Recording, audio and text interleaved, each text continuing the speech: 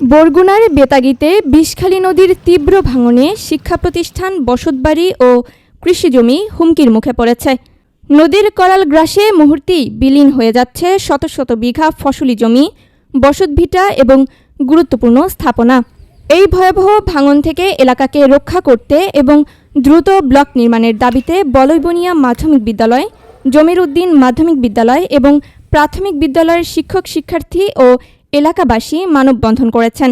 বক্তারা বলেন, নদীর এই আগ্রাসী রূপের কারণে কেবল ঘরবাড়ি বা শিক্ষা প্রতিষ্ঠানই নয়, এলাকার প্রধান বেড়িবাঁধটিও আজ চরম ঝুঁকির মুখে পড়েছে। যে কোনো মুহূর্তে বাঁধ ভেঙে প্লাবিত হতে পারে পুরো জনপদ।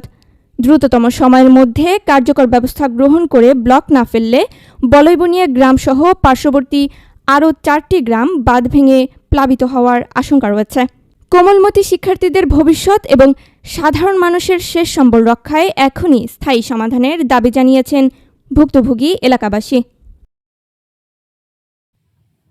সরকার ও চিফ মহোদয়ের কাছে আমাদের অত্যন্ত দাবি বা তার কাছে আমরা সাহায্য চাইছি যে এই নদী ভাঙনের বিরুদ্ধে যেন কিছু পদক্ষেপ নেন। বরগুনা জেলার অন্তর্গত বেতাগী উপজেলার 5 নং বুড়ো মজুমদার ইউনিয়ন 8 নম্বর ওয়ার্ড বলইবনিয়া গ্রাম। এই বলইবনিয়া গ্রামটা বিষখালী নদীর তীরে অবস্থিত।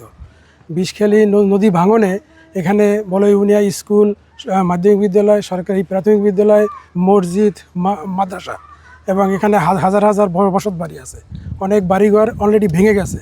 তারা নিরুপায় হইয়া বিভিন্ন জায়গায় বিভিন্ন আশ্রয় কেন্দ্রে এই ব্যবস্থা নিচ্ছে।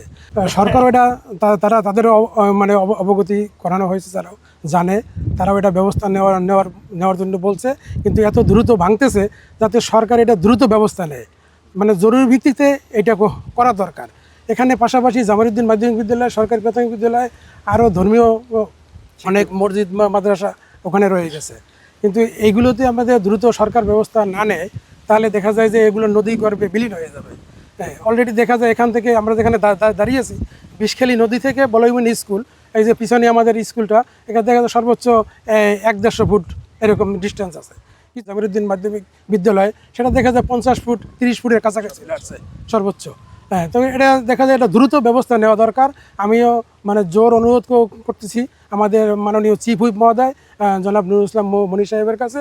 ওনারও বিষয়টা জানা আছে, উনিও বলছে যে ব্যবস্থা নিবে। কিন্তু আমরা বলতে চাই যে যাতে দ্রুত ব্যবস্থা নেওয়া হয়, এইটাই আমরা জোর দাবি জানাই।